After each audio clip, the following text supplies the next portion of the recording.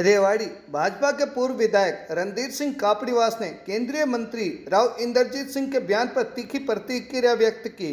राव इंद्रजीत सिंह ने अपने बयान में कहा था कि नूह की घटना में धार्मिक संगठनों के पास भी हथियार थे। इस पर प्रतिक्रिया व्यक्त करते हुए पूर्व विधायक ने कहा, केंद्रीय मंत्री राव इंद्रजीत सिंह का खिसक है दिमाग, पार्टी दिमाग का कराए इलाज, अन्यथा हो सकता है बड़ा नुकसान।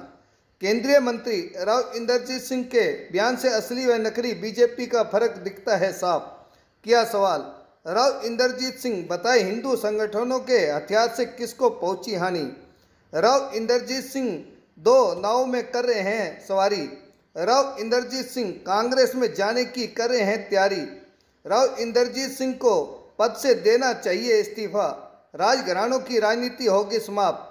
कैप्टन अजय सिंह यादव के बयान की भी की निंदा, कहा जनता सिखाएगी सबक, कैप्टन कर रहे हैं तुष्टीकरण की राजनीति। रेवाड़ी से राजकुमार के साथ भानु शर्मा की रिपोर्ट। आज ये प्रेस कॉन्फ्रेंस बहुत ही संवेदनशील, दुखदाई, कष्टदायक मुद्दे पर होने जा रही है। आज मैं आपके माध्यम से बहुत महत्वपूर्ण बातें कहने जा रहा हूं और इसीलिए बातचीत के लिए आपको बुलाया है। आज सबसे ज्वलनशील मुद्दा नूह में हुई उपद्रवियों द्वारा हिंसा का है।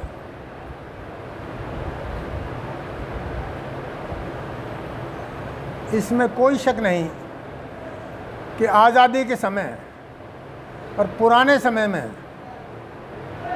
हमारे मुसलमान भाइयों ने देश की आज़ादी में हिस्सा लिया, राष्ट्र को राष्ट्र के तौर पर मानते थे। लेकिन जैसे जैसे समय बदला है, आज सारी परिस्थितियां आमूल चूल बदल गई हैं। इस कलयुग में ऐसा लगा है जैसे सारा विश्व, भारत ही नहीं सारा विश्व आग के ढेर पे बैठा है। और ये समय का परिवर्तन है जब जो स्वतंत्रता की आज़ादी में बलिदान देने वाले लोग थे, आज वो इस आज़ादी को नष्ट करने के लिए, देश को कमज़ोर करने के लिए ऐसी घटनाएं करते हैं। आपने देखा होगा मेवात में कमाल की बात यह होगी, अल्लाहू अकबर, पाकिस्तान जिंदाबाद के नारे लगे और उस समय लगे जब गाड़ियां फूकी जा रही थी, बंदूकें चलाई जा रही थी, लोगों को मारा जा रहा था, पीटा जा रहा था, डराया जा रहा था और 6-6, 7-7 हत्याएं हो गई। और ऐसे समय में आज भी देश में चर्चा होती है अल्पसंख्यक माइनॉरिटीज़ का ध्यान रखें।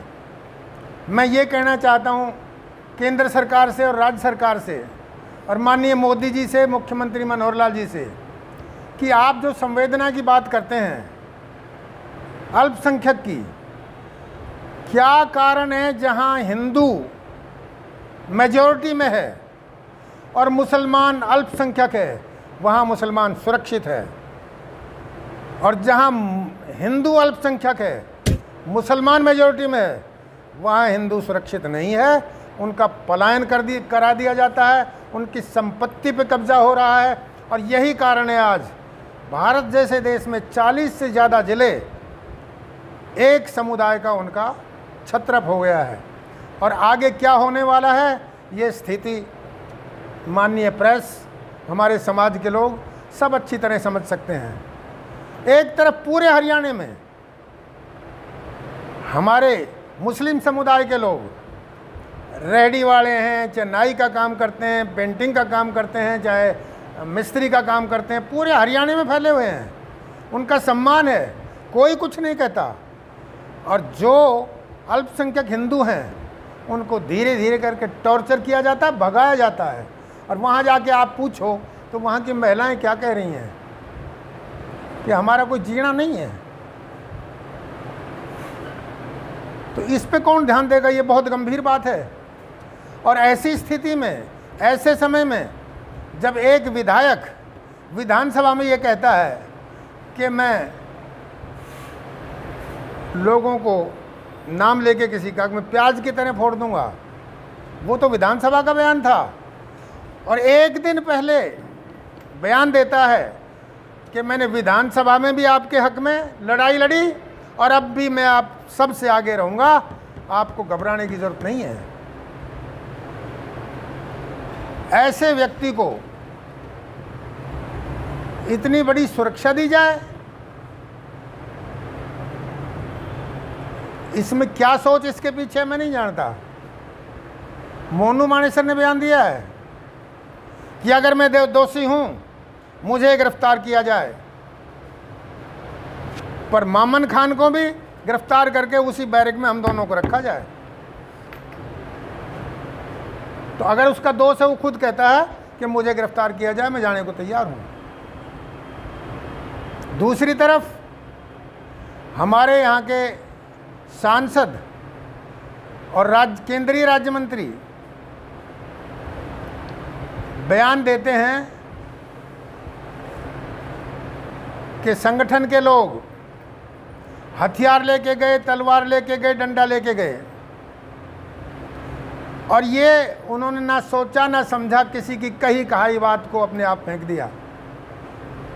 और इसीलिए मुझे कहना पड़ रहा है कि इस केंद्रीय मंत्री जी का दिमाग खिसक गया है।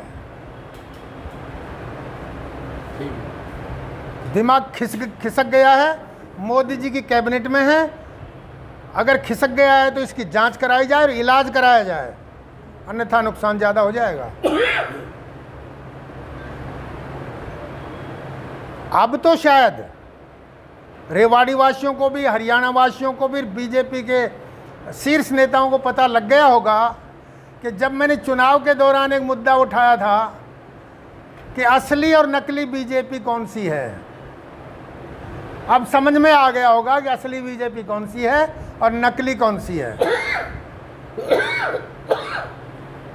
एक समुदाय के लोग यात्रा पे जा रहे हैं, धार्मिक यात्रा पे, और उनके पास अगर वो तलवार है कौन सी जो पूजा में काम आती है, उसके धार नहीं होती, भोंटी होती है, और एक आध हथियार हो और वो लाइसेंस वाला हो, कोई भी साथ लेके चलता है।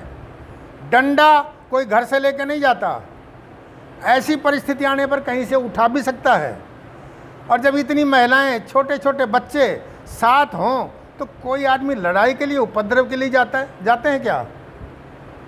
तो बिना सोच समझ के अनर्गल बयान देना, और वो भी एक विशेष बड़े समुदाय के खिलाफ, ये सीधा सीधा हिंदुत्व पर प्रहार है इस सांसद का, और इनको इसका खमियाजा भुगतना पड़ेगा। अब ये सोच रहे हैं, बुला रहे हैं कि मुझे क्या करना चाहिए, क्या मैं इसके लिए क्षमा मांग के अपने बैकआउट पे, उस पे बैकफुट पे आ जाऊं? कुछ इसके चमचे ये कहते हैं कि हमारा नेता साफ गोई में है, कोई कुछ गलत नहीं कहा, बिल्कुल ठीक कहा है। तो मैं ये पूछना चाहता हूँ, इनमें बात कौन सी ठीक है? ये उस दिन की बात कर रहे हैं? अरे इन्होंने तो एक चिड़िया के बच्चे को भी नहीं मारा। आज बताए वो केंद्रीय मंत्री, उन हथियारों से जिनका नाम ले रहे थे, किसको नुकसान पहुंचा है? और जांच में ये क्लियर हो गया है कि 10 दिन पहले इसकी भूमिका बन चुकी थी, लोगों को ड्यूटी असाइन कर दी गई थी, कौन पेट्रोल लाएगा, कौन पेट्रोल बम बना के फेंकेगा, कौन आग लगाएगा, कितने हथियार आएंगे, अम्युनिशन कौन सप्लाई करेगा, किस किस जगह आप लोगों को मोर्चा लेना है।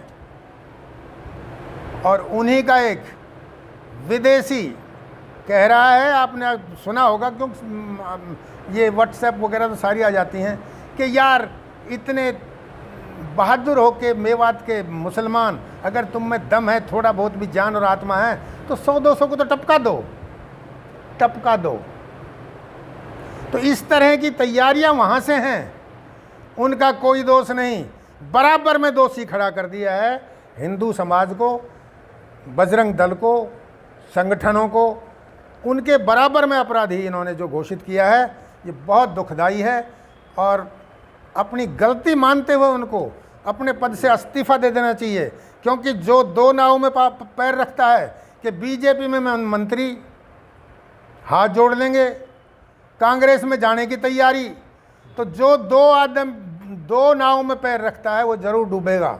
अब वो थर्मामीटर लगा के देख रहा है कि बीजेपी में रहा जाए या कांग्रेस में जाया जाए। मैं ये कहता हूं भाई कहीं चला जा, अब हिंदू समाज जाग चुका है और तेरी एक एक बात का बदला लेने के लिए तैयार खड़ा है। इतने बावड़े नहीं रहे लोग, सब कुछ समझते हैं।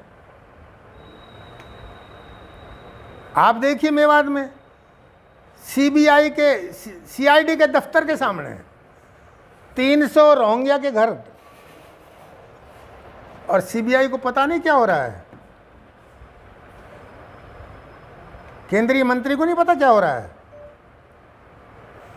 और कहते हैं सरकार की ढील रही। इस बेचारे को ये नहीं पता सरकार कौन है। लगातार कांग्रेस की सरकार में मंत्री रहा, अब बीजेपी सरकार में मंत्री है, दोस्त सरकार का है, तो वो सरकार कौन है? अगर ये सरकार नहीं है तो इस्तीफा दे दे। और बहुत राज कर लिया, ये घरानों की राजनीति खत्म होनी चाहिए।